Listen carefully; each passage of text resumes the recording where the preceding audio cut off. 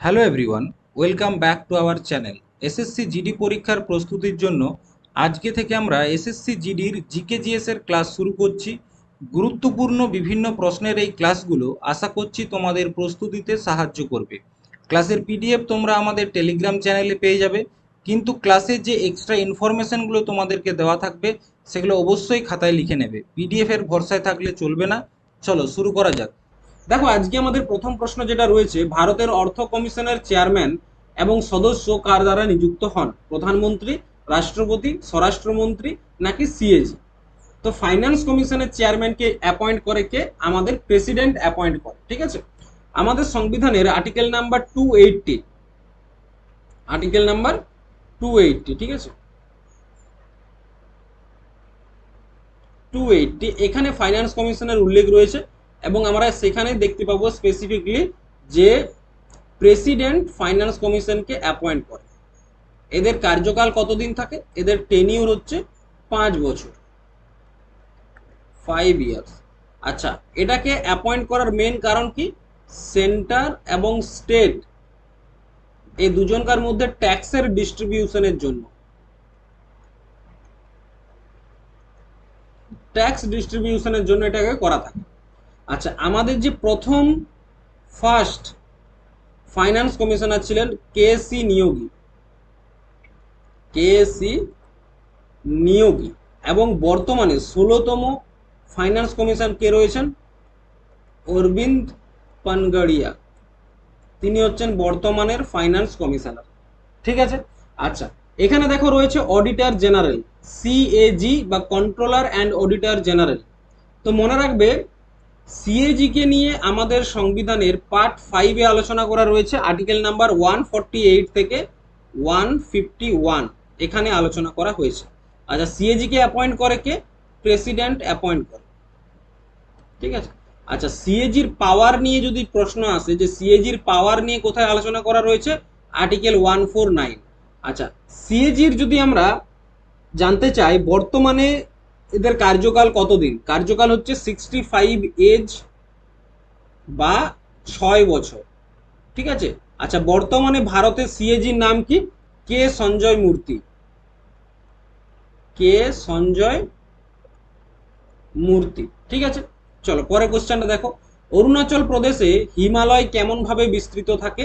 অরুণাচল প্রদেশে দক্ষিণ পশ্চিম থেকে উত্তর পশ্চিমে বিস্তৃত থাকে এবং এই অরুণাচল প্রদেশের হিমালয়টা অনেকটা ধনুকের মতো দেখতে। কিসের মতো দেখতে? ধনুকের মতো দেখতে। এবং এখানে মাথায় রাখবে, গুরুত্বপূর্ণ কতকগুলা পিকের মধ্যে সব থেকে গুরুত্বপূর্ণ পিক হচ্ছে কোনটা? নামচা বারোয়া, নামচা বারোয়া।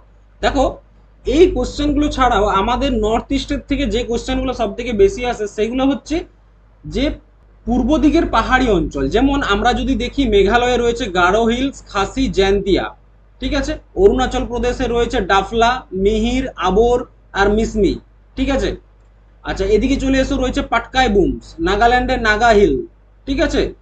আচ্ছা, মিজোরামে মিজো হিলস। এগুলোর নাম কিন্তু মনে রাখবে, এগুলো হচ্ছে আমাদের পূর্বাঞ্চলের যে পাহাড়ি অঞ্চল সেখানের পাহাড়। 2026-এ বিসিসিআই এর তরফে men's cricketer of the year কে হয়েছেন? সঞ্জু স্যামসন, শুভমন গিল, বরুণ চক্রবর্তী, রোহিত শর্মা। কে হয়েছে? শুভমন গিল। শুভমন গিল কে বর্তমানে ভারতের যে মেন্স ওডিআই দল রয়েছে, মেন্স ওডিআই দলের ক্যাপ্টেন শুভমন গিল। এবং যদি বলা হয় women cricketer of the year কে হয়েছেন? Women cricketer of the year, তাহলে সেটা হচ্ছে স্মৃতি মান্ধানা, স্মৃতি মান্ধানা। ঠিক আছে, তিনি 6বার এই পুরস্কারটা জিতেছেন। আচ্ছা, এই পুরস্কারগুলো ছাড়াও দেওয়া হয়েছে lifetime achievement award. Lifetime achievement award কে কে পেয়েছেন? মনে রাখবে, রাহুল দ্রাবিড়, রজার বিনি এবং মিথালি রাজ। কে পেয়েছেন? রাহুল দ্রাবিড়, রজার বিনি এবং মিথালি রাজ। ঠিক আছে, এই তিনজন পেয়েছে লাইফ টাইম অ্যাচিভমেন্ট অ্যাওয়ার্ড। আচ্ছা, যদি বলা হয় বেস্ট ডেবুটেন্টের পুরস্কার কে পেয়েছেন? সেটা হচ্ছে হর্ষিত রানা এবং এন শ্রী চরণী। হর্ষিত রানা পুরুষ দলের এবং এন শ্রীচরণী। ঠিক আছে। আচ্ছা, যদি বলা হয় ওডিআই এর মোস্ট উইকেট কে পেয়েছে মহিলা দলের, মনে রাখবে সেটা হচ্ছে দীপ্তি শর্মা। দীপ্তি শর্মা। নেক্সট, চতুরাশ্রম প্রথায় কোন ভাগে সংসার ধর্ম পালন করার কথা বলা হয়েছে? চতুরাশ্রম প্রথায় কোন ভাগে সংসার ধর্ম পালন করার কথা বলা হয়েছে? বানপ্রস্থ, ব্রহ্মচর্য, গার্হস্থ্য নাকি সন্ন্যাস? কোথায় বলা হয়েছে সংসার ধর্মের কথা বলা হয়েছে? গার্হস্থ্যতে। দেখো, জবাল উপনিষদের দিকে যদি আমরা লক্ষ্য দিই, জবাল উপনিষদ, সেখানে আমাদের যে চতুরাশ্রম, সেই চতুরাশ্রমের উল্লেখ পায়। কি কি বলা হয়েছে? ব্রহ্মচর্য, গৃহস্থ, বানপ্রস্থ এবং তারপর রয়েছে সন্ন্যাস। ঠিক আছে।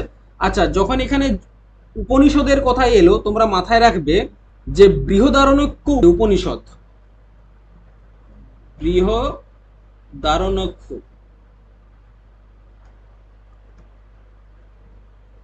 উপনিষদ, এটা হচ্ছে সব থেকে প্রাচীন উপনিষদ। যতগুলো উপনিষদ পাবে তার মধ্যে সব থেকে প্রাচীন উপনিষদ, এবং যাজ্ঞবল্ক্য ও গার্গীর ডায়লগ আমরা এখানে পাবো। ঠিক আছে।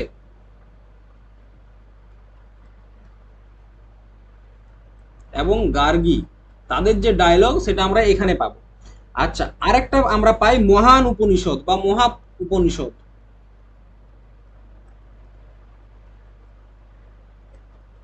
এখানে আমরা কিসের উল্লেখ পাই? বসুধৈব কুটুম্বকম।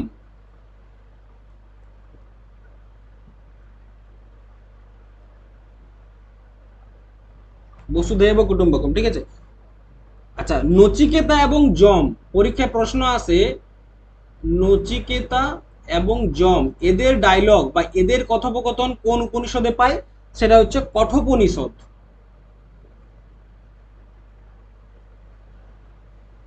কঠোপনিষদ থেকে আমরা পেয়ে থাকি। আচ্ছা, মুন্ডক উপনিষদের নাম তোমরা শুনে থাকবে, মুন্ডক। এটা হচ্ছে সত্যমেব জয়তে, সত্যমেব জয়তের উল্লেখ আমরা এখানে পেয়ে থাকি। আচ্ছা, উপনিষদ জানলে আর একটা থাকে আমাদের ব্রাহ্মণ গ্রন্থ। ব্রাহ্মণ গ্রন্থ।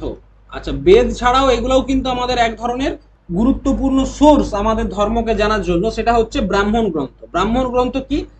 বেদের মধ্যে যে মন্ত্রগুলো রয়েছে তার ব্যাখ্যা, বেদ মন্ত্রের ব্যাখ্যা, বেদ মন্ত্রের ব্যাখ্যা, এগুলোকে বলা হয় ব্রাহ্মণ গ্রন্থের মধ্যে থাকে। প্রত্যেকটা বেদের একটা করে ব্রাহ্মণ গ্রন্থ রয়েছে। যেমন ঋগ্বেদের এক বা একাধিক থাকতে পারে। ঋগ্বেদের রয়েছে যেমন এত্রাই ব্রাহ্মণ গ্রন্থ, যেমন সামবেদের রয়েছে পঞ্চবিশ, সামবেদের ব্রাহ্মণ গ্রন্থ হচ্ছে পঞ্চবিশ। ঠিক আছে। আচ্ছা, যদি দেখি যজুর্বেদ, এ রয়েছে শতপথ। এটা হচ্ছে সব থেকে প্রাচীনতম এবং সব থেকে বড়। আর অথর্ব বেদের যদি দেখি তাহলে সেখানে আমরা পাবো গোপথ। অথর্ব বেদের হচ্ছে গোপথ ব্রাহ্মণ গ্রন্থের নাম। ঠিক আছে, চলো পরেরটা দেখো। সুন্দরবনের নিম্নের কোন কোন নদী সম্মিলিত হয়ে বদ্বীপ গঠিত হয়েছে? সুন্দরবনে কোন কোন নদী মিলিত হয়ে বদ্বীপ তৈরি করেছে? বলো, খুব গুরুত্বপূর্ণ কোশ্চেন। কোন কোন নদী মিলিত হয়ে বদ্বীপ তৈরি করছে?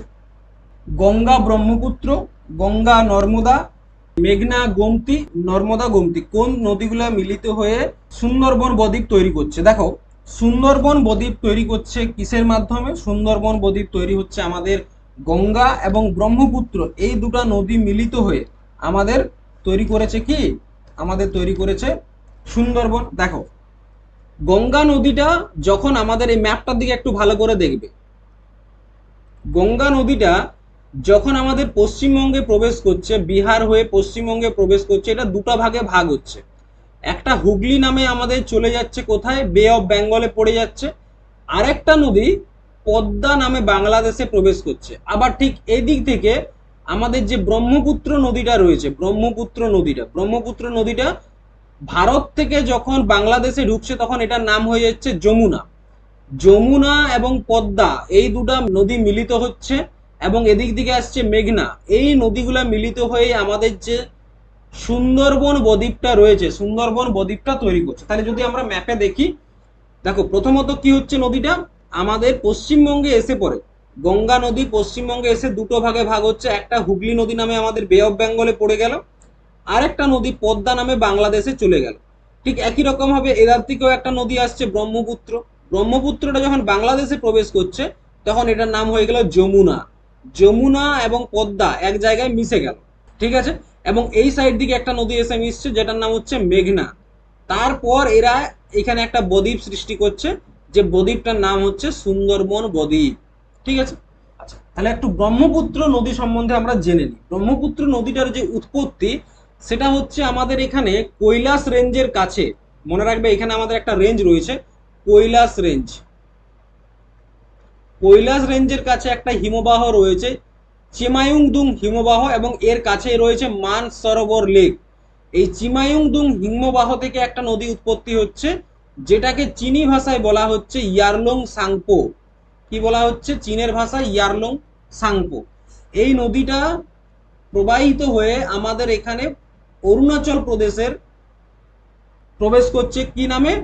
দিহাং নামে বা দিবাং নামে প্রবেশ করছে। তারপর এটা ব্রহ্মপুত্র নামে বয়ে চলছে। এটা হচ্ছে আমাদের ব্রহ্মপুত্র নদী, মনে রাখবে ভালো করে, ঠিক আছে। এই ব্রহ্মপুত্র নদীর উপরেই মনে রাখবে আমাদের যে ন্যাশনাল ওয়াটারওয়ে 2, ন্যাশনাল ওয়াটারওয়ে 1 রয়েছে গঙ্গাতে, আর ন্যাশনাল ওয়াটারওয়ে 2 রয়েছে আমাদের ব্রহ্মপুত্র নদীর উপর। এই ব্রহ্মপুত্র নদীর পাশেই রয়েছে মাজুলি দ্বীপ, আসামে যেটা রয়েছে, ঠিক আছে। মাজুলি দ্বীপ সবচেয়ে বড় নদী দ্বীপ, মাজুলি দ্বীপ, ঠিক আছে। আচ্ছা, মনে থাকবে তো? চলো পরেরটা দেখো। ভারতের জাতীয় জরুরি অবস্থা সংবিধানের কোন ধারার সাথে সম্পর্কিত? জাতীয় জরুরি অবস্থা article 272, article 352, article 354, article 362। National emergency, দেখো আমাদের সংবিধানে 3 ধরনের এমার্জেন্সির কথা বলা রয়েছে। এমার্জেন্সি 3 ধরনের বলা রয়েছে। এক, ন্যাশনাল এমার্জেন্সি। 2, president rule. এবং 3, ফাইন্যান্সিয়াল এমার্জেন্সি।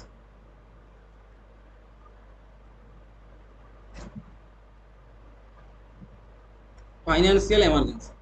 আচ্ছা, ন্যাশনাল এমার্জেন্সির কথা যদি আমরা দেখি, আর্টিকেল 352। প্রেসিডেন্ট রুলের কথা যদি আমরা দেখি, আর্টিকেল 356। আর ফাইন্যান্সিয়াল এমার্জেন্সি যদি আমরা দেখি, আর্টিকেল 360। এই যে প্রেসিডেন্ট রুল রয়েছে এটাকে আবার কনস্টিটিউশনাল এমার্জেন্সিও বলা হয়। কি বলা হয়? কনস্টিটিউশনাল এমার্জেন্সি, ঠিক আছে। তো এই 3 ধরনের এমার্জেন্সি আমরা দেখতে পাচ্ছি। প্রশ্ন বলেছে ন্যাশনাল এমার্জেন্সি কত নাম্বার? আর্টিকেল 352। আচ্ছা, ন্যাশনাল এমার্জেন্সি সম্বন্ধে কয়েকটা জিনিস একটু মাথায় রাখো।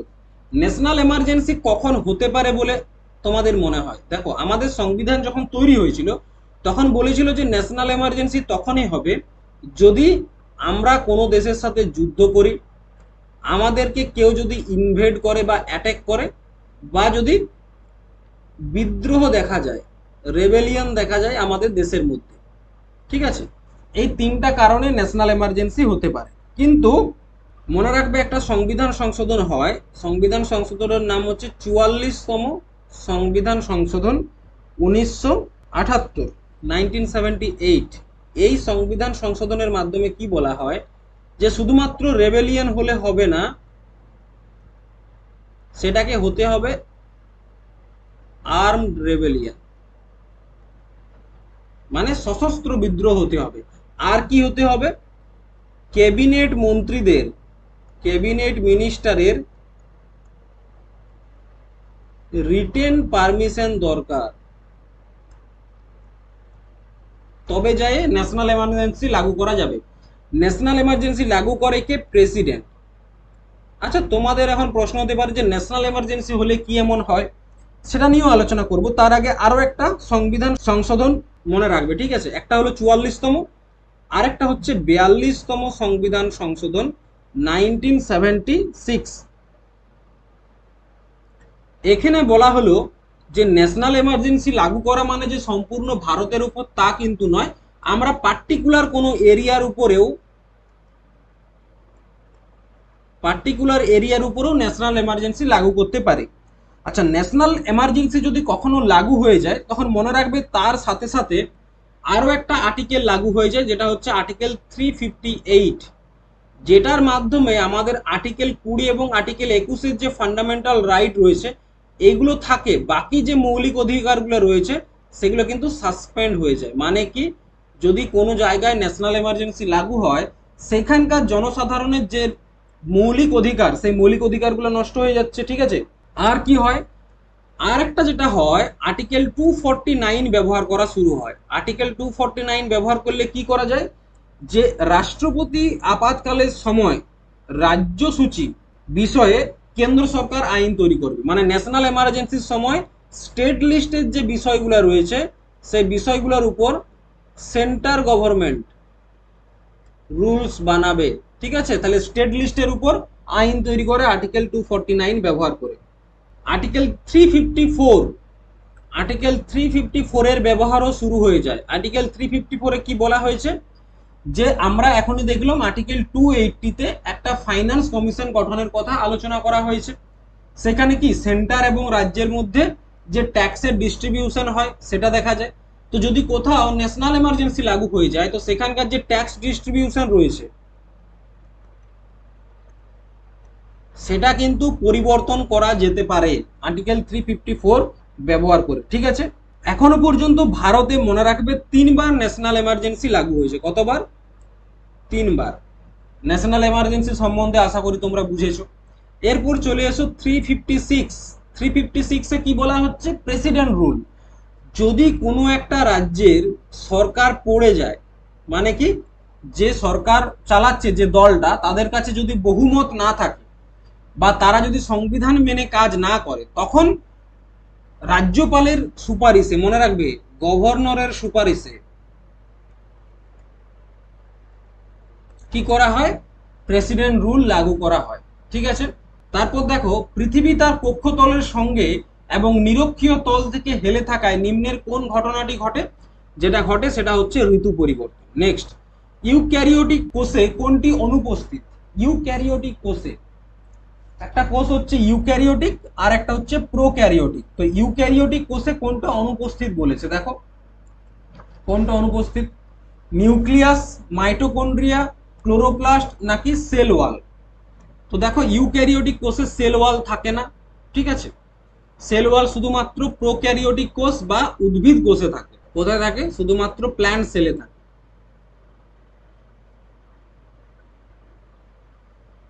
প্ল্যান্ট সেলে থাকে। দেখো, সেল বিষয়টা নিয়ে যদি আলোচনা করি, সেল মানে হচ্ছে কোষ। কোষ কি, আমাদের জীবনের সব থেকে ক্ষুদ্রতম অংশ, ঠিক আছে, সেটাকে বলা হয় কোষ। এবং কোষ নিয়ে যেখানে আলোচনা করা হয় সেটাকে বলা হয় সাইটোলজি। কি বলা হয়? সাইটোলজি। আমাদের শরীর প্রচুর ছোট ছোট কোষ নিয়ে গঠিত, ঠিক আছে। কতগুলো কোষ নিয়ে কি তৈরি হয়? একটা টিস্যু তৈরি হয় কতগুলো ছোট ছোট সেল নিয়ে। আচ্ছা, কতগুলো টিস্যু নিয়ে একটা অর্গ্যান, কতগুলো অর্গ্যান নিয়ে একটা বডি। তাহলে ক্ষুদ্রতম একক কি?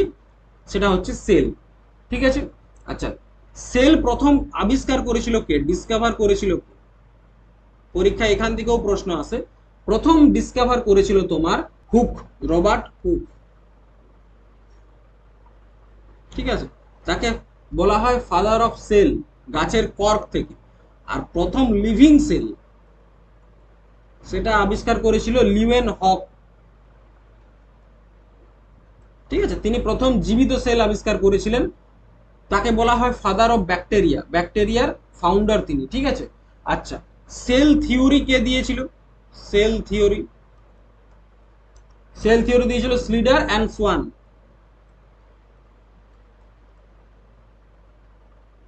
তিনি দিয়েছেন সেল থিওরি, ঠিক ঠিক আছে। এরপর দেখো সেল ওয়াল। সেল ওয়াল শুধুমাত্র উদ্ভিদ কোষে দেখতে পাওয়া যায়। এটা কিসের জন্য থাকে? টু প্রোটেক্ট দ্য প্ল্যান্ট, একটা প্রাচীর হিসাবে কাজ করে, ঠিক আছে। এবং কি দিয়ে তৈরি? Made of cellulose, made of cellulose. ঠিক আছে, চলে আসো নিউক্লিয়াস। নিউক্লিয়াসকে কি বলা হয় বলো? কোষের মস্তিষ্ক বলা হয়। কি বলা হয়? কোষের মস্তিষ্ক বলা হয়, তাই তো? নিউক্লিয়াসকে তো ওইটাই বলা হয় নাকি? তারপর চলে এসো মাইটোকন্ড্রিয়া। মাইটোকন্ড্রিয়াকে বলা হয় power house of sell.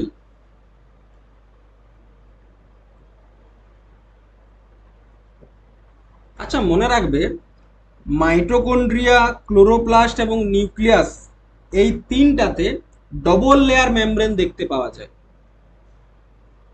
Double layer membrane মানে দুটো পর্দা দেখতে পাওয়া যায়। কোথায় কোথায়? একটা হচ্ছে মাইটোকন্ড্রিয়া, দুই হচ্ছে নিউক্লিয়াস, আর তিন হচ্ছে ক্লোরোপ্লাস্ট।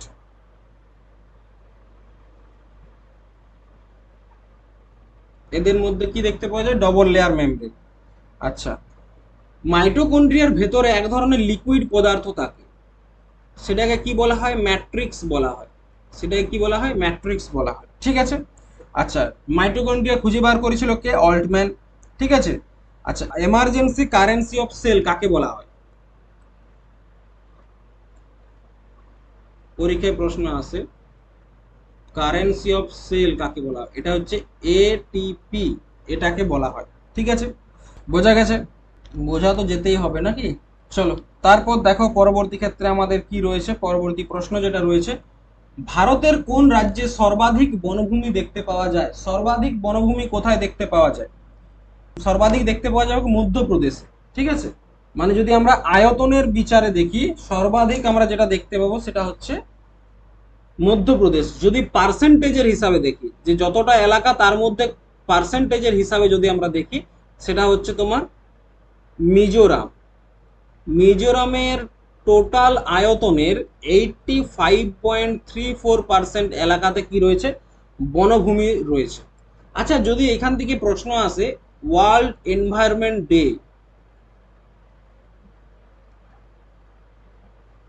ঠিক আছে, এটা তো সবাই জানো, সেটা হচ্ছে আমাদের 5ই জুন। কিন্তু প্রশ্নটা হচ্ছে যে 2026 সালে বিশ্ব পরিবেশ দিবস কোথায় পালন করা হয়েছে? এটা হচ্ছে আজারবাইজান, বাকুতে।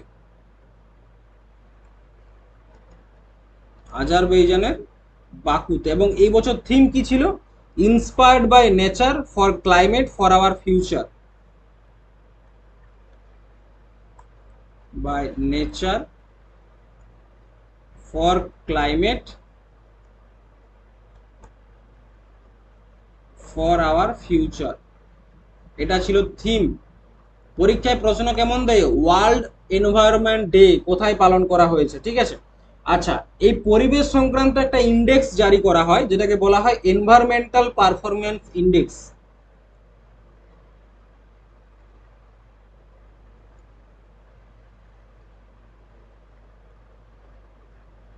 ইন্ডেক্স, ঠিক আছে।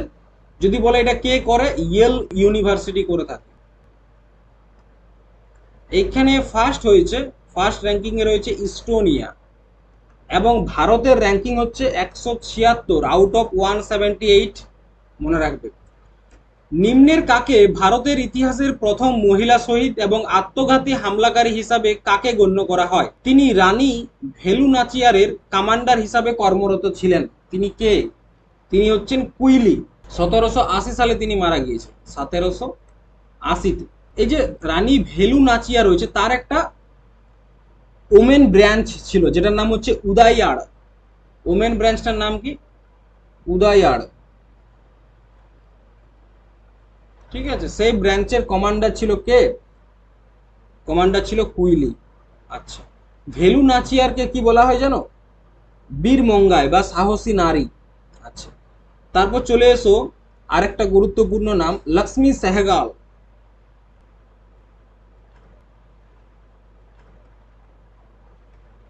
ইন্ডিয়ান ন্যাশনাল আর্মির যে একটা মহিলা রেজিমেন্ট ছিল ঝাঁসির রানী, সেটার লিডার ছিল লক্ষ্মী সেহগাল। আচ্ছা, মাতঙ্গিনী হাজরা। মাতঙ্গিনী হাজরাকে, মাতঙ্গিনী হাজরা হচ্ছে, তাকে গান্ধী বুড়ি বলা হয়। ভারত ছাড়ো আন্দোলনে নেতৃত্ব দিয়েছিল। প্রীতিলতা ওয়েদ্যদার, চট্টগ্রাম অস্ত্রাগার লুণ্ঠন, যেখানে দুজন মহিলা ছিল, প্রীতিলতা ওয়েদ্যদার এবং কল্পনা দত্ত।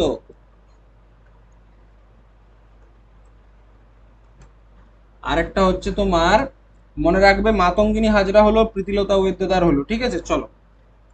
থার্মোনেস্টিক চলনের উদাহরণ নিম্নের কোন ফুল? থার্মোনেস্টিক, প্রথমত জানতে হবে থার্মোনেস্টিক চলন কাকে বলে বা থার্মোনেস্টিক মুভমেন্ট কাকে বলে। থার্মোনেস্টিক চলন বা মুভমেন্ট হচ্ছে তাপমাত্রার পরিবর্তনের কারণে একটি অদিক নির্দেশক উদ্ভিদের প্রতিক্রিয়া, মানে তাপমাত্রার পরিবর্তনের ফলে যে চলনটা হয় সেটাকে বলা হয় থার্মোনেস্টিক চলন। যেমন এক্সাম্পল হচ্ছে টিউলিপ ফুল বা ক্রোকাস ফুল। ঠিক আছে, ঠিক একই রকম দেখতে পাওয়া যায় এই যে থার্মোনেস্টিক, এটা হচ্ছে ন্যাস্টিক চলনের একটা ভাগ। ন্যাস্টিক চলন মানে কি, নন ডাইরেকশনাল যে চলনগুলো রয়েছে সেটা। ঠিক একই রকম হয় থিগমোনেস্টিক বা যেটাকে বলি সিসমোনেস্টিক চলন। থিগমোনেস্টিক বা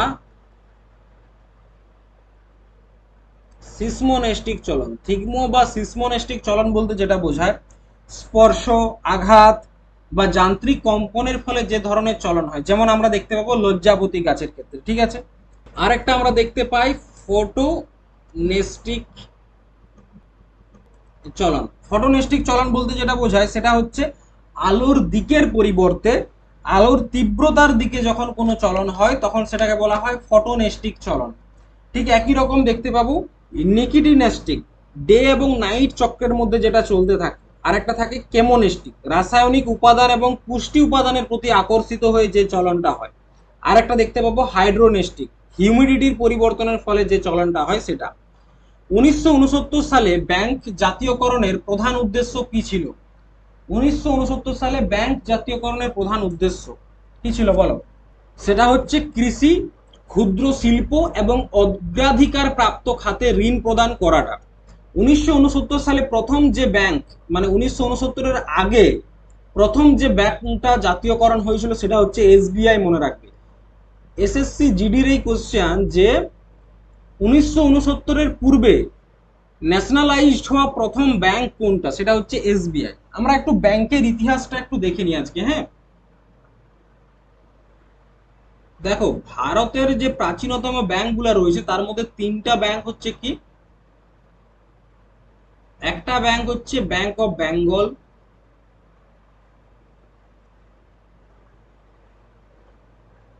একটা ব্যাংক অফ মাদ্রাস, আর একটা ব্যাংক অফ বম্বে। ঠিক আছে, ব্যাংক অফ বেঙ্গলের স্থাপনা হয়েছিল কবে? 1806। ব্যাংক অফ বোম্বের স্থাপনা হয়েছিল 1840 এবং এটা হয়েছিল 1843। ঠিক আছে, মনে রাখবে। ঠিক আছে, এগুলোই পরবর্তী ক্ষেত্রে এসবিআই রূপান্তরিত হবে। এখান থেকে আরেকটা কোশ্চেন আছে, ভারতীয় দ্বারা পূর্ণরূপে সঞ্চালিত ব্যাংক কোনটা? ফার্স্ট পূর্ণরূপে ইন্ডিয়ান দ্বারা সঞ্চালিত ব্যাংক হচ্ছে কোনটা? Punjab national bank, PNB. স্থাপনা হয়েছিল 1894। 1894 স্থাপনা হয়। আরেকটা প্রশ্ন পাবে যে ভারতীয় ওনারশিপের ফার্স্ট ব্যাংক 1911-তে সেন্ট্রাল ব্যাংক অফ ইন্ডিয়া। ঠিক আছে, ফার্স্ট ওনারশিপ।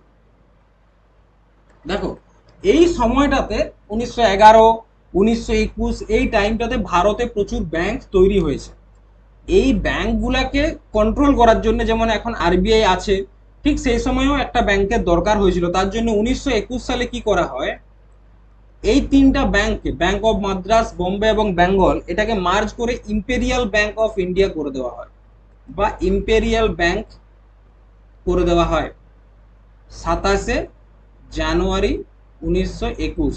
ঠিক আছে, এটাই তখন সেন্ট্রাল ব্যাংক হিসাবে কাজ করছিল। পরবর্তী ক্ষেত্রে 1 জুলাই 1955 সালে এটার প্রথম ন্যাশনালাইজেশন হয়। কি করা হয়, এটাকে ন্যাশনালাইজড করে দেওয়া হয় এবং নাম হয়ে যায় SBI, state bank of India. তাহলে 1969-এর আগে যতগুলো আমরা ব্যাংক দেখতে পাচ্ছি তার মধ্যে একমাত্র একটা ব্যাংক যেটার রাষ্ট্রীয়করণ হয়েছে সেটা হচ্ছে আমাদের এসবিআই। রাষ্ট্রীয়করণ মানে কি, কোনো একটা প্রাইভেট প্রপার্টি বা প্রাইভেট কোম্পানির পাবলিক কোম্পানি যদি হয়ে যায় এবং সেই কোম্পানির 51% শেয়ার যদি সরকারের কাছে থাকে, তখন সেটাকে বলা হয় ন্যাশনালাইজেশন করা। ঠিক আছে, বোঝা গেছে তো? তারপর প্রথম ন্যাশনালাইজেশন করা কখন শুরু হয় ব্যাংকে? 1969 সালে। এখন বর্তমানে আমাদের কাছে প্রায় 12টা পাবলিক সেক্টর ব্যাংক রয়েছে। আইসিসি মেন্স টি20 ওয়ার্ল্ড কাপে 2026-এর ওয়ার্ল্ড কাপে কোন দল প্রথমবার অংশগ্রহণ করেছে? কোন দল প্রথমবার অংশগ্রহণ করেছে? সেটা হচ্ছে ইটালি। ঠিক আছে, ইটালি প্রথমবার অংশগ্রহণ করেছিল। তো দেখো, আইসিসি টি20 ওয়ার্ল্ড কাপ, টি20 ওয়ার্ল্ড কাপ 2026 জিতেছে কে? Winner India. ক্যাপ্টেন কে ছিল? সূর্য কুমার যাদব বা স্কাই। ঠিক আছে, তিনি ক্যাপ্টেন ছিলেন। আচ্ছা, যদি বলা হয় রানার আপ কে ছিল? নিউজিল্যান্ড। নিউজিল্যান্ড ছিল রানার আপ। ক্যাপ্টেন কে ছিল? মিচেল স্যান্টনার, মনে রাখবে, মিচেল স্যান্টনার। ঠিক আছে। আচ্ছা, যদি বলা হয় এটার player of the series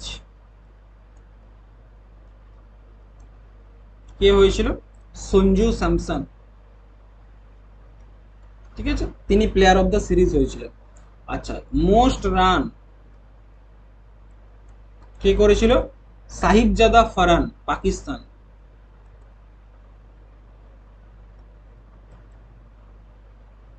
Farhan. Most wicket Jasprit Bumrah এবং বরুণ চক্রবর্তী। ঠিক আছে, মনে থাকবে। আচ্ছা, যদি বলা হয় টি20 ওয়ার্ল্ড কাপের হোস্ট কে ছিল? সেটা হচ্ছে ইন্ডিয়া এবং শ্রীলঙ্কা। ঠিক আছে। আচ্ছা, 2028 সালে যে টি20 ওয়ার্ল্ড কাপটা হবে তার হোস্ট কে হবে? তোমরা কমেন্ট করে জানাবে। আচ্ছা, তোমরা হয়তো জানবে যে রিসেন্টলি আইসিসি 2025-এর যে ওডিআই ওয়ার্ল্ড কাপ মহিলা দলের,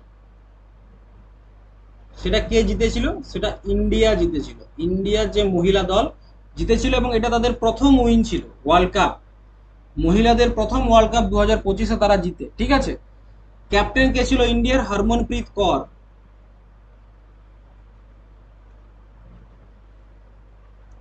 হরমনপ্রীত কৌর। আচ্ছা, যদি বলা হয় রানার আপ কে ছিল? South Africa. সাউথ আফ্রিকার ক্যাপ্টেন কে ছিল? LORA Wolvaardt.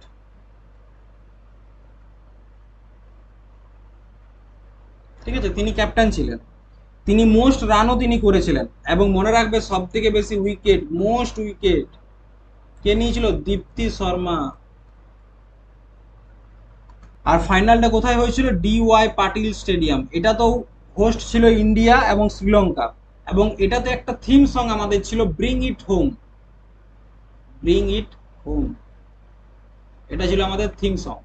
নেক্সট, 2026 অনুযায়ী নিম্নের কে সেবির পূর্ণকালীন সদস্য? সেটা হচ্ছে সন্দীপ প্রধান। দেখো, SEBI securities exchange board of India স্থাপনা হয়েছিল 1988 সালে এবং এটাকে লিগ্যাল বডি করে দেওয়া হয় 1992 অ্যাক্টের মাধ্যমে। বর্তমানে চেয়ারম্যান কে রয়েছে? বর্তমানে চেয়ারম্যান রয়েছেন তুহিনকান্ত পান্ডে। তুহিনকান্ত পান্ডে। তাছাড়া পূর্ণকালীন সদস্য বা ফুল টাইম মেম্বার হচ্ছে অমরজিৎ সিং এক,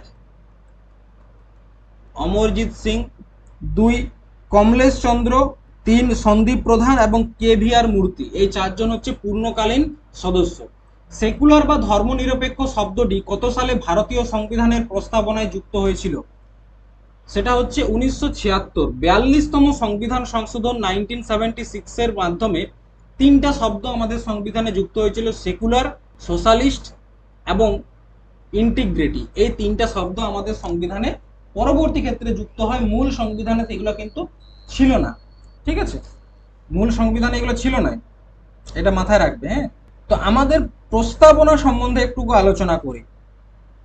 প্রস্তাবনাটাকে যদি আমরা দেখি তো দেখব 22 জানুয়ারি 1947 গণপরিষদে একটা বিল পাস হয়েছিল, যেটার নাম ছিল কি উদ্দেশ্য প্রস্তাব, যেটাই পরবর্তী ক্ষেত্রে প্রস্তাবনা নামে পরিচিত। এই যে আমাদের প্রস্তাবনা ল্যাঙ্গুয়েজটা, যদি বলা হয় ল্যাঙ্গুয়েজটা কোথা থেকে নিয়েছি, অস্ট্রেলিয়ার কাছ থেকে নিয়েছি, মনে রাখবে অস্ট্রেলিয়ার কাছ থেকে নিয়েছি। এখানে দেখো লাইনগুলো যদি ভালো করে পড়ো, যে আমাদের সংবিধানকে পাওয়ার কে দিচ্ছে, we the people of India. এবং আমাদের সংবিধানে ভারতের বর্ণনা কিরকম ভাবে করেছে, সোভারিন, সোশ্যালিস্ট, সেকুলার, ডেমোক্রেটিক এবং রিপাবলিক। এটা হচ্ছে আমাদের ভারতের, যদি বলা হয় কেমন আমাদের ভারত, তো এটা জাস্টিস কত প্রকারের বলেছে দেখো, social justice, economic justice, political justice. লিবার্টির কথা যদি বলি, liberty of thought, expression, belief, faith and worship 5 ধরনের। ইকুয়ালিটির কথা বলা হয়েছে স্ট্যাটাস অ্যান্ড অপরচুনিটি 2 ধরনের। ঠিক আছে। আচ্ছা, প্রথমত এই যে প্রস্তাবনাটা তোমরা দেখতে পাচ্ছ, এটা কিন্তু আমাদের সংবিধানের অংশ ছিল না। কেশবানন্দ ভারতী মামলাতে, কেশবানন্দ ভারতী মামলাতে এটাকে ভারতের সংবিধানের একটা অংশ বলে মেনে নেওয়া হয়েছে। আমাদের প্রিএমবেলকে সোল অফ দ্য কনস্টিটিউশন কে বলেছে, সোল অফ দ্য কনস্টিটিউশন কে বলেছে, এটা বলেছে ঠাকুরদাস ভার্গব, মনে রাখবে ঠাকুরদাস ভার্গব। ঠিক আছে। জন্মকুণ্ডলী কে বলেছে, কে এম মুন্সি, তিনি কি বলেছেন, জন্মকুণ্ডলী। আচ্ছা, যদি বলা হয় কি নোট কে বলেছে, স্যার আর্নেস্ট বার্কার। আচ্ছা, identity card of the constitution, এটা কে বলেছে, এন এ পালখিওয়ালা, এন এ পালখিওয়ালা বলেছে। ঠিক আছে, চলো। ইন্ডিয়ান পার্লামেন্টারি গ্রুপ কত সালে প্রতিষ্ঠিত হয়েছিল, এটা প্রতিষ্ঠিত হয়েছিল আমাদের 1949 সালে। বৌদ্ধ ধর্মের অষ্টাঙ্গিক মার্গের একটি মার্গ নয় কোনটি, সাম্যক দৃষ্টি, সাম্যক সংকল্প, সাম্যক স্মৃতি, সাম্যক চিন্তা। সেটা হচ্ছে কোনটা, সাম্যক চিন্তা। দেখো অষ্টাঙ্গিক মার্গের মধ্যে আমাদের যেগুলো পড়ছে সেগুলো কি কি, এক হচ্ছে সম্যক দৃষ্টি বা রাইট ভিউ। আমাদের যে 4টা আর্য সত্য, আর্য সত্য বলতে কোনগুলোকে বোঝাচ্ছে, সবম দুঃখম, life is full of sorrow, there is a cause of sorrow, এগুলোকে বলা হচ্ছে কি, 4টা আর্য সত্য। ঠিক আছে, 4টা আর্য সত্য মনে রাখবে, লাইফ ইজ ফুল অফ সরো, সব্বম দুঃখম, দেয়ার আর কজ অফ সরো, দুঃখ সমুদায়। ঠিক আছে। আচ্ছা, তারপর বলছে দুঃখ নিরোধ, মানে এই যে দুঃখটা এটাকে আটকানো যাবে। আরেকটা হচ্ছে দুঃখ নিরোধ গ্রামিনী বা পথ অফ দ্য স্টপিং দ্য সরো, মানে দুঃখটাকে আটকানোর যে পথ, সেটা হচ্ছে অষ্টাঙ্গিক মার্গ। সেই অষ্টাঙ্গিক মার্গের মধ্যে প্রথম কি, সাম্যক দৃষ্টি, 4টি আর্য সত্য আমাদের যেটা রয়েছে সেটাকে যথার্থভাবে বোঝা এবং জ্ঞান লাভ করা। 2 যেটা রয়েছে সম্যক সংকল্প, রাইট ইন্টেনশন, আমাদের জাগতিক যে মোহ আসক্তি রয়েছে সেগুলো ত্যাগ করে নির্বাণ লাভের প্রতি দৃঢ় প্রতিজ্ঞবদ্ধ হওয়া। তারপর হচ্ছে রাইট স্পিচ, সবসময় সত্য কথা বলা, মধুর বচন মানে মিষ্টি কথা বলা এবং পরনিন্দা পরচর্চা থেকে বিরত থাকা। 4 নাম্বার হচ্ছে সম্যক কর্ম, রাইট অ্যাকশন, প্রাণী হত্যা করা, চুরি করা বা যে কোনো অন্যায় কাজ থেকে তোমাকে বিরত থাকতে হবে। তারপর হচ্ছে সম্যক জীবিকা, সবসময় সৎ পথে রোজগার করে তোমাকে জীবন যাপন করতে হবে। তারপর হচ্ছে সম্যক প্রচেষ্টা, মনকে কলুষ মুক্ত করতে হবে এবং সবসময় ভালো কাজ করতে হবে। সম্যক স্মৃতি, রাইট মাইন্ডফুলনেস, দেহ ও মনের প্রতি পূর্ণ সজাগ এবং সচেতন থাকতে হবে। আর একটা হচ্ছে রাইট কনসেন্ট্রেশন, ধ্যান বা গভীর একাগ্রতার মাধ্যমে মনকে শান্ত রাখতে হবে। এটাই হচ্ছে 8টা পথ, যে 8টা পথ ফলো করলে তুমি দুঃখ থেকে তুমি মুক্তি পেতে পারো। ঠিক আছে। আচ্ছা, বৌদ্ধ ধর্মের ত্রিরত্নের কথাও আমরা দেখতে পাই, বা 3 জুয়েলস এর কথা আমরা যেটা বলি, এক হচ্ছে বুদ্ধ, ধর্ম এবং সংঘ। বুদ্ধ, ধর্ম এবং সংঘ, এটাকে বলা হয় ত্রিরত্ন। ঠিক আছে। চলো নেক্সট, 20 সূত্রীয় কর্মসূচি বা 20 পয়েন্ট প্রোগ্রাম ভারতের কোন পঞ্চবার্ষিকী পরিকল্পনার সময় এসেছিল, এটা এসেছিল আমাদের 5ম পঞ্চবার্ষিকী পরিকল্পনার সময়। এই যে 20 পয়েন্ট প্রোগ্রাম, এটা লঞ্চ হয়েছিল 1974 এবং 78-এর মধ্যে, মানে আমাদের পঞ্চম পঞ্চবার্ষিকী পরিকল্পনার সময়, যখন আমাদের সরকার চালাচ্ছিল কে? ইন্দিরা গান্ধী। ঠিক আছে, ইন্দিরা গান্ধী। এটাকে পরবর্তী ক্ষেত্রে রিভাইজ করা হয়েছিল 1982 সালে, তারপর 1986 সালে। 1986 সালে এই 20টা প্রোগ্রাম পয়েন্ট, যেটা সব থেকে বেশি যে রাজ্য ইমপ্লিমেন্ট করেছিল সেটা হচ্ছে গুজরাট। এই প্রোগ্রামের মধ্যে কোন কোনগুলো ছিল? আমাদের সোশিও ইকোনমিক অ্যাসপেক্ট ছিল, যেমন পোভার্টি, এটাকে দূর করা, এমপ্লয়মেন্ট তৈরি করা, education, housing, health, agriculture, land reform, irrigation, drinking water, protection and empowerment of weaker section, consumer protection, environment এবং ই গভর্নেন্স। এই বিষয়গুলোর উপর জোর দেওয়া হয়েছিল 20টা পয়েন্টে। ঠিক আছে, এবং এই 20টা প্রোগ্রাম ঠিকঠাকভাবে কাজ হচ্ছে কিনা সেটাকে দেখার জন্য একটা মিনিস্ট্রি দেওয়া হয়েছিল, ministry of static and programme implementation, এবং 2006 সালে এটাকে আবার রিভাইজ করা হয়েছিল, মনে রাখবে। কঠিন পদার্থের তাপ সঞ্চালনের প্রধান পদ্ধতি কোনটা? সেটা হচ্ছে পরিবহন। কোনটা? পরিবহন।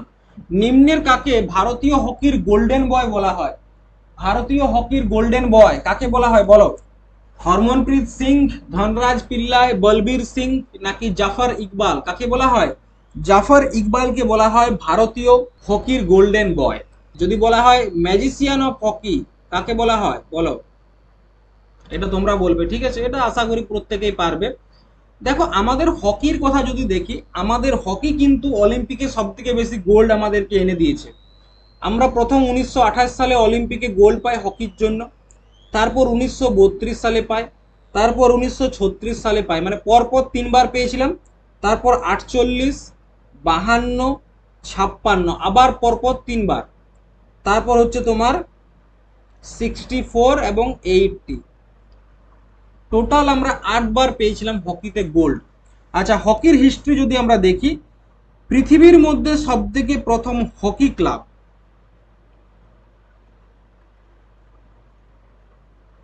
ফার্স্ট হকি ক্লাব, সেটা কোনটা? সেটা হচ্ছে তোমার ব্ল্যাকহিথ rugby and hockey club.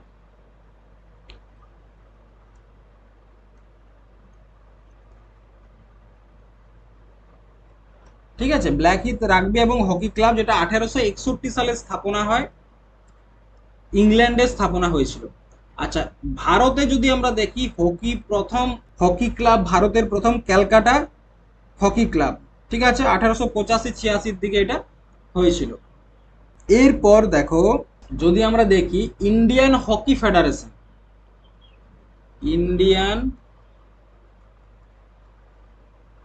Hockey federation, Indian hockey ফেডারেশনের স্থাপনা কবে হয়েছিল? 7ই নভেম্বর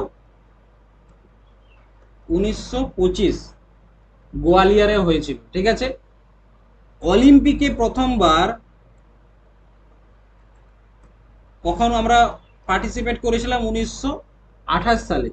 ঠিক আছে, 1928 সালে প্রথমবার আমস্টারডাম যে অলিম্পিক হয়েছিল সেখানে আমরা জয়েন করেছিলাম। ঠিক আছে, আচ্ছা, হকি সম্বন্ধে কয়েকটা মেজারমেন্ট একটু মনে রাখবে। যেমন কতজন একটা দলে কতজন প্লেয়ার থাকে, সেটা হচ্ছে 11 জন প্লেয়ার থাকে। ঠিক আছে, আচ্ছা, যে ফিল্ডের মধ্যে হকিটা খেলা হয় সেটার যদি আমরা লেন্থ দেখি, লেন্থ কত থাকে হকি ফিল্ডের? 91.44 মিটার। আচ্ছা, চওড়া যদি আমরা দেখি, চওড়া থাকে প্রায় 50 থেকে 55 মিটার, এটা চওড়া থাকে। ঠিক আছে, আচ্ছা, যদি বলা হয় যে হকি স্টিকটার মধ্যে আমরা খেলি, সেটার ওজন কত হয়? ম্যাক্সিমাম 280 গ্রাম। ঠিক আছে, এরপর হকির ক্ষেত্রে কয়েকটা টার্ম একটু মনে রাখবে, টার্মগুলোও পরীক্ষাতে চলে আসে। যেমন টার্মের ক্ষেত্রে একটা পাবে ডজ। ঠিক আছে, তাছাড়া তোমরা পাবে ড্রিবল। ড্রিবল টার্মটা অনেক খেলার সাথে তোমরা পাবে। ঠিক আছে, আরেকটা গুরুত্বপূর্ণ যেটা তোমরা পাবে সেটা হচ্ছে তোমার শুটিং। এটাও কিন্তু হকির একটা গুরুত্বপূর্ণ টার্ম। আচ্ছা, এরপর হকির যদি কয়েকটা তোমাকে জিজ্ঞাসা করে ট্রফির কথা, হকির ট্রফির কথা তোমরা একটু নোট করে নাও। আগা খান কাপ একটা হচ্ছে, আগা খান কাপ। 2 নোট করো, বেগম রসুল ট্রফি,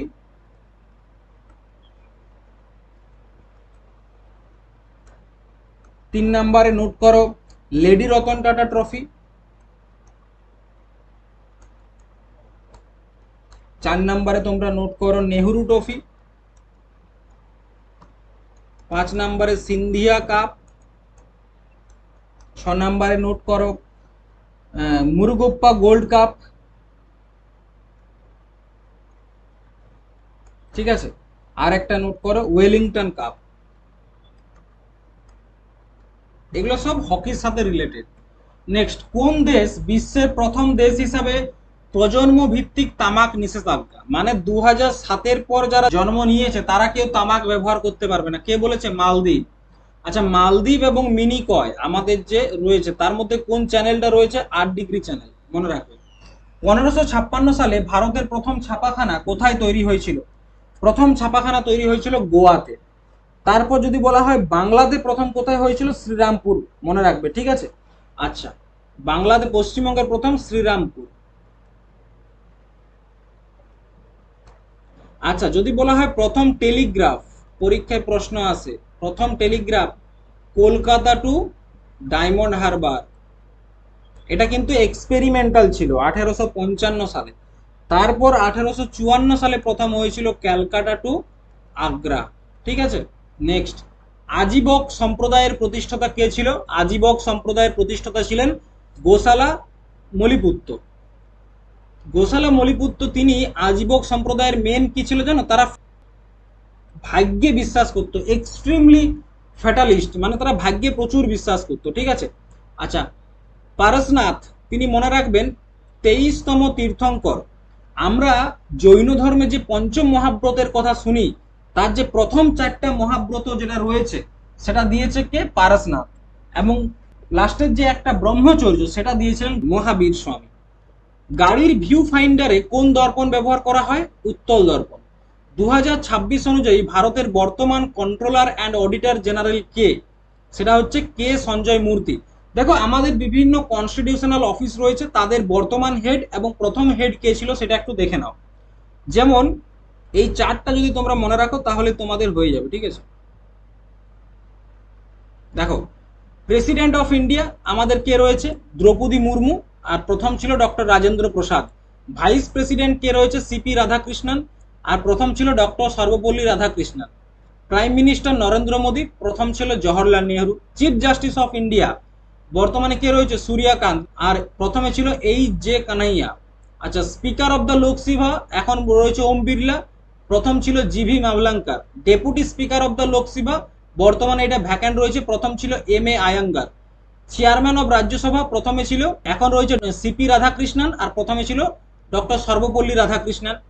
আচ্ছা, তারপর চলে এসো অ্যাটর্নি জেনারেল আর ভেঙ্কট রমণী বর্তমানে, আর প্রথমে ছিল এম.সি. শীতলবাট। সিএজি কে সঞ্জয় মূর্তি, আর আগে ছিল এম নরহরি রায় প্রথম। মানে চিফ ইলেকশন কমিশনার বর্তমানে জ্ঞানেশ কুমার, প্রথমে ছিল সুকুমার সেন। ইউপিএসসি চেয়ারম্যান বর্তমানে ডক্টর অজয় কুমার, আগে ছিল Ross Barker. Finance commissioner doctor Arvind Panagariya, আগে ছিল কেসি নিয়োগী। আচ্ছা, national commission for scheduled caste এখন রয়েছে কিশোর মাখওয়ানা, প্রথম ছিল তোমার Suraj Bhan. National commission for scheduled tribe এখন রয়েছে তোমার অন্তরা সিং ইয়ারিয়া, আগে ছিল Kunwar Singh. National commission for backward classes এখন রয়েছে সাধ্বী নিরঞ্জন জ্যোতি, আগে ছিল ভগনলাল সাহানি প্রথম। ঠিক আছে, তো এইগুলা মনে রাখবে। এই চারটা বা এই যে টেবিলটা দিয়েছে এটা একটু স্ক্রিনশট নিয়ে নিও। নেক্সট, কোন অ্যাসিড পাকস্থলীতে খাবার হজমে সাহায্য করে? সেটা হচ্ছে হাইড্রোক্লোরিক অ্যাসিড। কত সালে 44তম সংবিধান সংশোধনী আইনের মাধ্যমে সম্পত্তির অধিকারকে মৌলিক অধিকার তালিকা থেকে বাদ দেওয়া হয়? 1978। এবং এটাকে আমাদের একটা লিগ্যাল রাইট করে দেওয়া হয়, মৌলিক অধিকারকে লিগ্যাল রাইট। এবং তার জন্য মৌলিক অধিকারকে কোথায় নিয়ে চলে যাওয়া হয়? Article 300A। 2026 জানুয়ারিতে রাষ্ট্রপতি দ্বারা অশোক চক্র কে পেয়েছে? রাষ্ট্রপতি দ্বারা অশোক চক্র কে পেয়েছে? সেটা হচ্ছে শুভ্রাংশু শুক্লা। শুভ্রাংশু শুক্লা কিসের জন্য পেয়েছে? নাসার একটা প্রজেক্ট চলছিল যেটা তোমরা হয়তো জানো, সেটা হচ্ছে কি অ্যাক্সিওম প্রজেক্ট। এই প্রজেক্টে তিনি প্রথম ভারতীয় হিসাবে ইন্টারন্যাশনাল স্পেস স্টেশনে গিয়েছিলেন, তার জন্য তিনি এই পুরস্কারটা পেয়েছেন। আচ্ছা, দেখো আমাদের যে বীরত্বের সম্মান রয়েছে, বীরত্বের সম্মানকে আমরা দুভাগে ভাগ করতে পারি। বীরত্বের সম্মানকে দুভাগে, একটা যুদ্ধকালীন, আর একটা হচ্ছে শান্তিকালীন বীরত্ব। যুদ্ধকালীনে যেগুলো দেওয়া হয় পরমবীর চক্র, মহাবীর চক্র এবং বীর চক্র এবং বীর চক্র, এগুলো শুধুমাত্র ভারতীয় সেনা পেয়ে থাকে। আর শান্তিকালে যেগুলো রয়েছে অশোক চক্র, কীর্তি চক্র এবং শৌর্য চক্র, এগুলো শান্তিকালীনে সাধারণ মানুষ এবং যারা সেনাবাহিনীতে রয়েছে তারাও পেয়ে থাকে। আচ্ছা, সর্বোচ্চ বীরত্ব সম্মান হচ্ছে আমাদের কোনটা? পরমবীর চক্র। পরমবীর চক্র প্রথমবার পেয়েছিল মেজর সোমনাথ শর্মা, মনে রাখবে।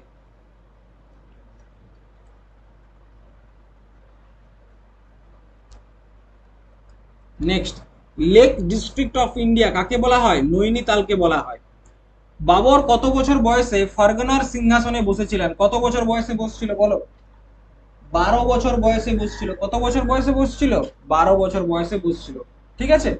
আচ্ছা, বাবরের কথা যদি আমরা জানি, বাবর কিন্তু মানে ফরগনাতে তিনি সিংহাসনে বসলেও তার সিংহাসনটা তিনি বাঁচিয়ে রাখতে পারেননি। আমরা এটা তো জানি যে তার সিংহাসন তিনি রাখতে পারেননি। ঠিক আছে। আচ্ছা দেখো, বাবর সম্বন্ধে যদি আমরা দেখি, 1526 সালে ভারতে তারা মুঘল সাম্রাজ্যের স্থাপনা করে। বাবর কি করে? 1526 সালে মুঘল সাম্রাজ্যের স্থাপনা করে। কিসের মাধ্যমে? প্রথম পানিপথের যুদ্ধ বাবর এসে লড়েছিল ভারতে, এবং ভারতে কামানের ব্যবহার প্রথম শুরু করেছিল বাবর। ঠিক আছে, মনে থাকবে এটা। আচ্ছা, প্রথম পানিপথের যুদ্ধটা কার কার সাথে হয়েছিল? এদিকে ছিল ইব্রাহিম লোধি, লোধি বংশের লাস্ট রাজা, এবং এদিকে ছিল বাবর। ঠিক আছে। বাবরকে হেল্প করেছিল কে? রানা সাঙ্গা, মেদিনী রায়। ঠিক আছে, এরা হেল্প করেছিল। বাবরের বংশটা থেকে অনেক সময় কোয়েশ্চেন আসে, মনে রাখবে সে তার বাবার তরফ থেকে যদি দেখি আমরা, সে হচ্ছে তৈমুরের বংশধর। ঠিক আছে। এবং যদি আমরা মায়ের তরফ থেকে দেখি, সে দেখবো চেঙ্গিজ খানের বংশধর। মায়ের তরফ থেকে চেঙ্গিজ খান, চেঙ্গিজ খানের বংশধর। ঠিক আছে। আচ্ছা, তার একটা আত্মজীবনী রয়েছে, তুজুক ই বাবুরি। তুজুক ই বাবুরি। ঠিক আছে, এটা কোন ভাষায় লেখা হয়েছিল? তুর্কি ভাষায় লেখা হয়েছিল। পরবর্তী ক্ষেত্রে এটাকে ট্রান্সলেট করা হয়েছিল পার্সিয়ান ল্যাঙ্গুয়েজে। নাম দেওয়া হয়েছিল বাবর নামা। বাবর নামা নাম দেওয়া হয়। আচ্ছা, ট্রান্সলেট করেছিল কে? আব্দুর রহিম খানে খানা। কে করেছিল? আব্দুর রহিম খান এ খানা। আর এটাকে ইংরেজিতে ট্রান্সলেট করেছে কে? করেছে তোমার ম্যাডাম বেব্রিজ।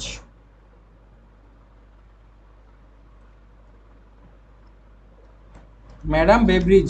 ঠিক আছে, চলো আজকে এই পর্যন্তই। পরের দিন আবার আমরা একটা নতুন প্র্যাকটিস সেট নিয়ে আলোচনা করব। ক্লাসটা যদি তোমাদের ভালো লাগে এবং তোমরা যদি চাও যে এই ক্লাসটা বা এই সিরিজটা আমরা কন্টিনিউ করি, তাহলে অবশ্যই চ্যানেলটাতে যারা নতুন রয়েছে তারা সাবস্ক্রাইব করো। ঠিক আছে।